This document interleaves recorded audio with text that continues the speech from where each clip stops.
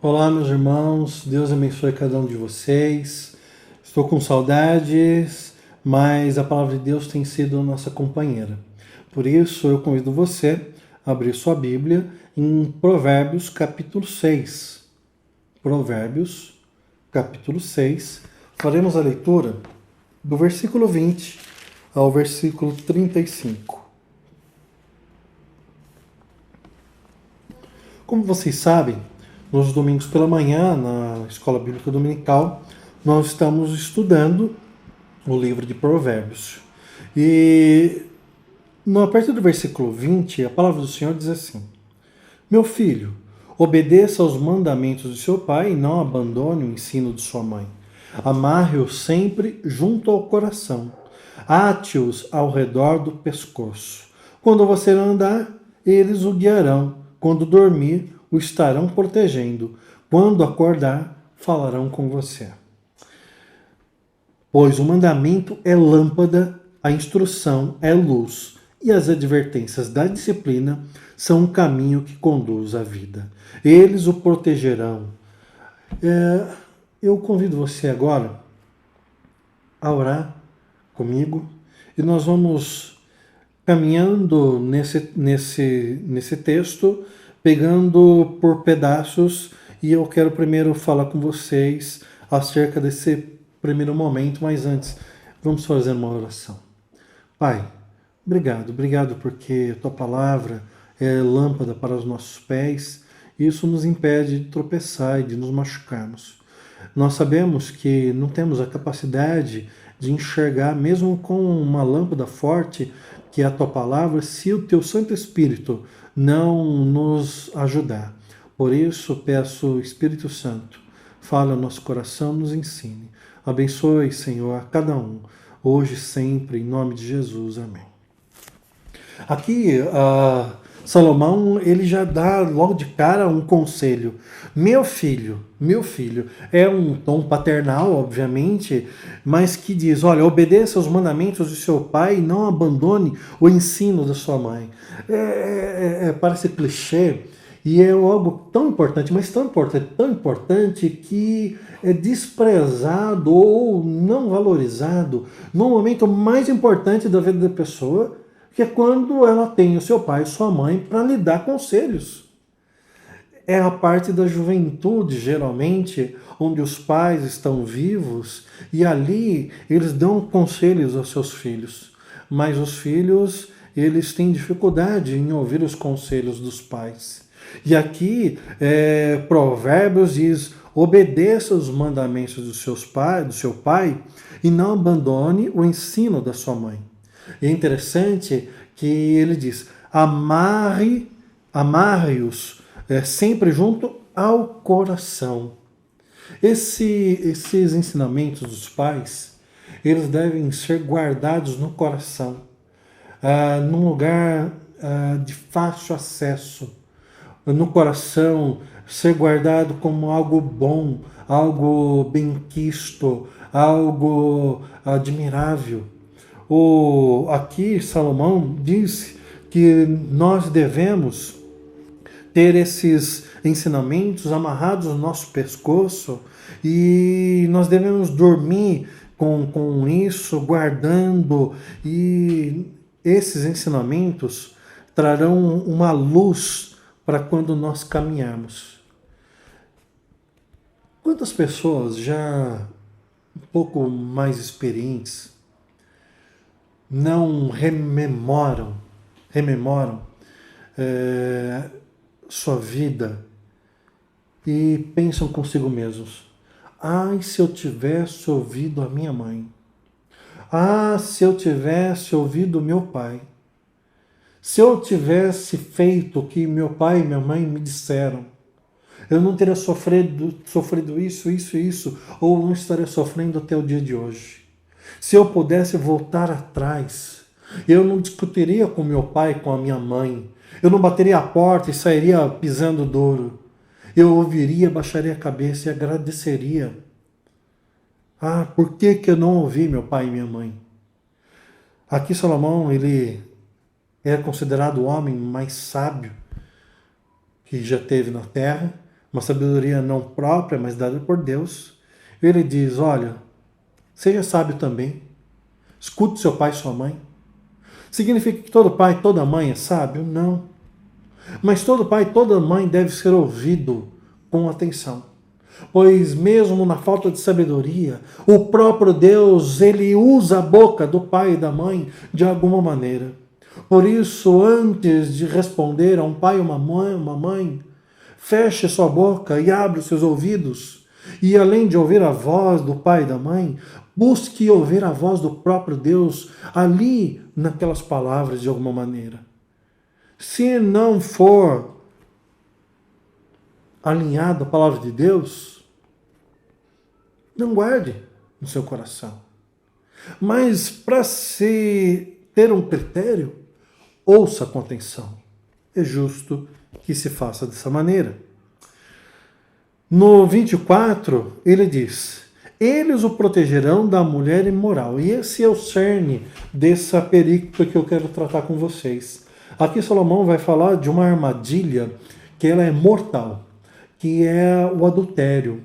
E a mulher, e o adúltero, seja a mulher ou o homem, aquele agente do mal que conduz a pessoa a fazer aquilo que desagrada a Deus na parte sexual, na área sexual, conduzindo à imoralidade. Nós vemos aqui que o conhecimento do mandamento de Deus, instrução devida, oriunda do pai, da mãe, principalmente sendo esse pai e essa mãe um servo, uma serva de Deus, ela é subsídio para salvaguardar o coração do filho, da filha, para que esse não caia em armadilhas terríveis. Aqui o Salomão diz, ele protegerão da mulher imoral. E aqui quando eu falar mulher imoral, também que você traduza o homem imoral. Porque ambos os sexos, eles caem nesse tipo de pecado. Eles o protegerão da mulher imoral, dos falsos elogios da mulher leviana. Elogios da mulher leviana. Meus irmãos, aqui já é um alerta.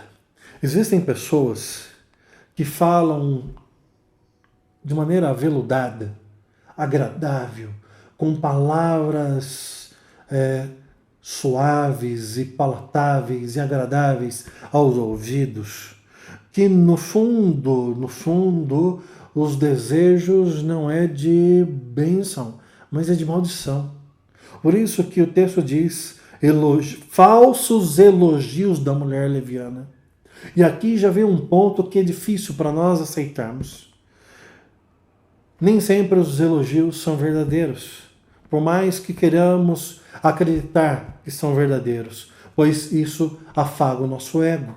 Muitas vezes elogios são falsos. E vindo de pessoas que querem destruir o nosso casamento e acabar com o nosso relacionamento com Deus, é leviano. No versículo 25 diz, não cobice em seu coração a sua beleza e nem se deixe seduzir por seus olhares. É claro como o sol do meio-dia. Não cobice em seu coração a sua beleza. Existe uma beleza. Não adianta e mentirmos nós também. Dizer, não existe beleza no adultério, nos lábios do adúltero ou da adúltera. Lógico que existe. Porque se não houvesse, não haveria o atrair para tal. O pecado, ele é bom. Porque se não fosse bom, ninguém praticava. Ele é amargo depois, mas no começo, no ato, ele se mostra desejável. Assim aconteceu com Eva no jardim. Olhou para a árvore e viu que era desejável para dele se obter conhecimento. E foi lá e comeu. Não se deixe seduzir pelos seus olhares. E aqui é interessante que além de ter uma beleza provocativa, os olhares, é como se fosse um olhar de lascívia, Então é uma piscadinha, é um jeito de olhar mais malicioso, tem uma ação de envolver a pessoa para uma armadilha. Sabe o que me lembra? Um exemplo bem bobo assim. A mitologia, ela cita a existência fictícia de sereias nos mares, cujos marinheiros, olhando para esses seres, eles viam mulheres belíssimas do busto para cima, mulheres, e da cintura para baixo, peixes. E em alto mar eles eram atraídos pelos cantos dessas sereias. Eram seres magníficos e através do seu canto elas hipnotizavam os marinheiros e esses, olhando deleitados pela beleza física das sereias e as palavras doces dos seus lábios, eles mergulhavam no mar para tentar buscar a sereia. E o que elas faziam? Afogavam os marinheiros para depois comer esses marinheiros em caldo. A mulher adúltera é uma espécie de sereia. Ela é um monstro devorador, que tem lábios que agradam os ouvidos, tecem elogios, mesmo sendo falsos, que agradam os corações dos fracos. A mulher adúltera, o homem adúltero, uma espécie de sereia que atrai a vítima para consumi-lo e devorá-lo. 26. O preço de uma prostituta é um pedaço de pão, mas o da adúltera, a adúltera sai à caça de vidas preciosas. E aqui fica claro uma coisa: existe a questão do sexo, sim, mas existe um perigo que é um perigo que é terrível, um perigo que é mais do que terrível.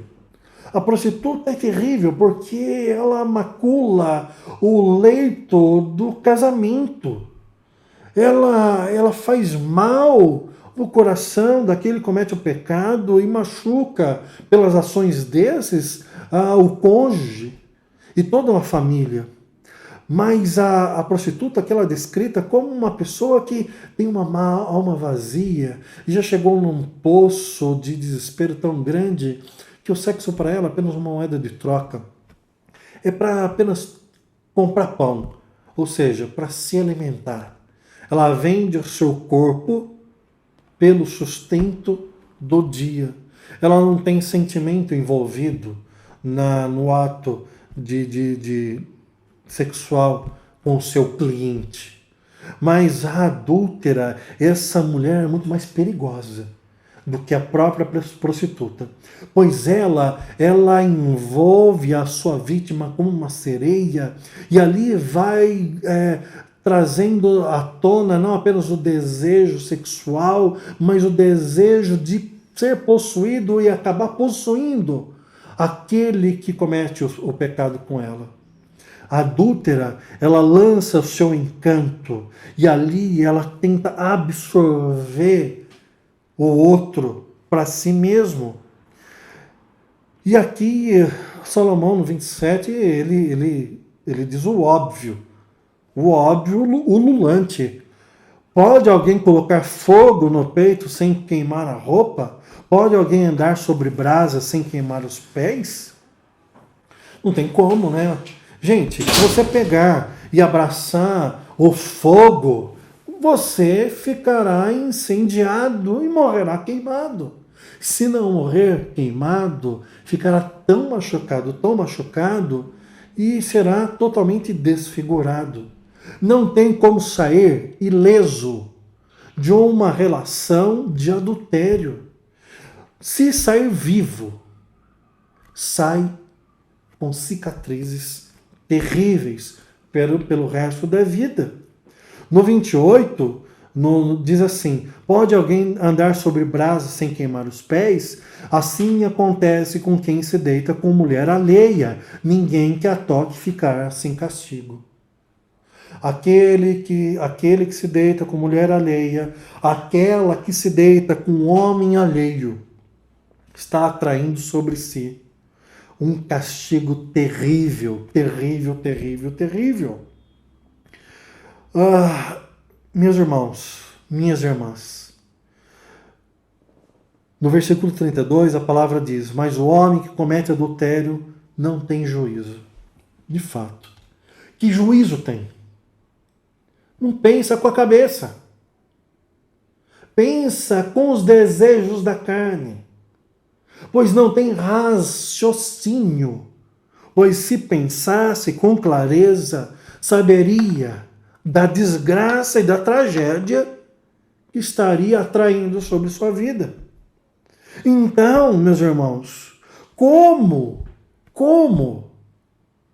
cuidar disso? Como evitar? É dizendo, eu sou dono de si, de mim mesmo, eu sou dona de mim mesmo, jamais faria isso. Eu não. Eu posso ter todos os defeitos, mas jamais faria uma coisa tão terrível como cometer um adultério. Se você pensa assim, meu querido, minha querida, então eu tenho muita pena de você, pois o coração do homem é totalmente enganoso, corrupto. O profeta Jeremias já dizia isso. As Sagradas Escrituras nos mostram desde o Gênesis ao Apocalipse. E aquele que acha que está de pé, cuidado para que não caia. Não é aquele que está de pé, não. Aquele que acha que está de pé. Nós como povo de Deus, nós devemos ser humildes. E jamais dizer dessa água eu nunca beberei, mas dizer o seguinte: eu não beberei se o Senhor Deus me fortalecer. Dia 16 de dezembro de 2020, se o Senhor permitir, eu vou celebrar 25 anos de casamento com minha esposa Kelly. 25 anos.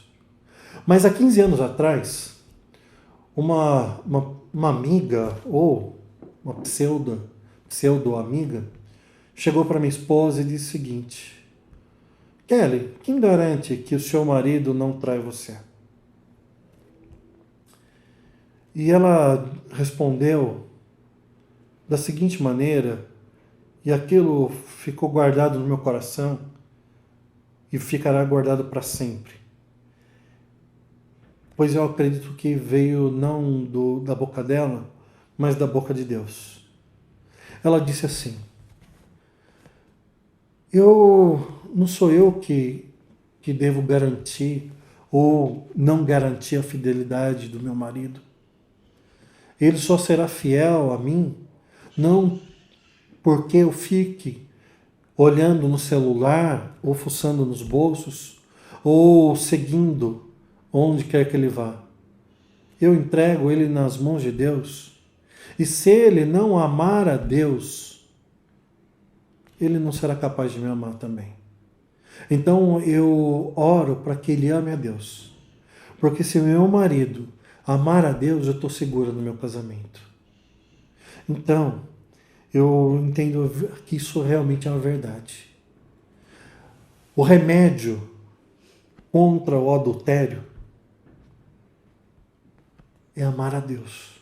Por isso, no começo do texto diz assim: meu filho, obedeça os mandamentos do seu pai, não abandone o ensino da sua mãe, guarda no seu coração. Esses mandamentos, esses ensinamentos, se forem acerca da palavra de Deus, o próprio mandamento, a palavra de Deus, se estiver guardada no nosso coração, ela é uma lâmpada para os nossos pés, que evitarão que nós tropecemos. Por isso, a palavra de Deus, o amor a Deus, ela é a vacina.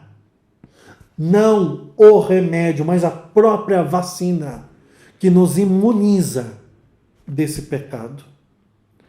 Por isso, se seu relacionamento está desgastado, seja por muitos anos de convivência ou por diferentes personalidades, não importa o quê.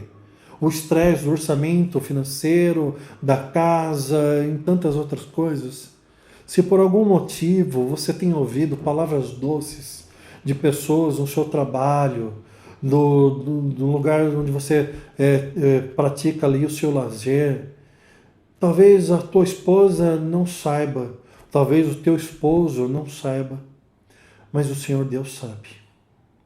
Talvez essas palavras, elas repercutam no seu coração e te deixem felizes naquele momento e você se sinta valorizado. Talvez você não tenha isso na sua casa, mas a solução não é a corrupção. A solução é a restauração. E se você se acha impossível, incapaz de fazer, lembre-se que o Espírito Santo, ele é capaz. Se você estiver sendo tentado ou tentada nesse momento pelo adúltero ou pela adúltera, ajoelhe-se, clame pela misericórdia de Deus, para que cesse toda a voz do adúltero e da adúltera, e a voz do Espírito Santo transforme seu coração, talvez machucado, talvez insatisfeito, num coração temente, que ama a Deus de tamanha força, com tanta intensidade, que seja capaz de olhar para o cônjuge e amá-lo novamente e desejá-lo novamente. Se o teu relacionamento estiver desgastado e você precisar muito de ajuda, não se sinta com vergonha. Busque a ajuda de quem possa realmente fazer diferença no seu casamento. Ajoelhe, peça a Deus, peça a orientação de alguém mais experiente do que você, uma pessoa que vai trazer uma palavra que esteja alinhada com a palavra de Deus. Mas jamais venda o seu coração, entregue o seu coração por elogios falsos, pois isso é o que a palavra de Deus diz, são falsos, de pessoas levianas. Pois aquele que faz isso nunca terá paz. Trocará um por outro e outro por outro, e sempre terá um buraco no seu coração. Pois aquele que não ama a Deus ao ponto de entregar a sua vida toda na mão do Senhor, não é capaz de amar o seu cônjuge. Por mais que seja uma pessoa maravilhosa e que ame do fundo do coração. Eu peço ao Senhor que abençoe todos os casamentos, todos os relacionamentos, e que afaste de todos nós, inclusive de mim também, toda a voz que venha do inferno, direcionada por Satanás, mesmo vinda de lábios enganosos, como o do adúltero e da adúltera. Que o Senhor tenha misericórdia de nossas vidas e abençoe os nossos relacionamentos. Em nome de Jesus. Amém.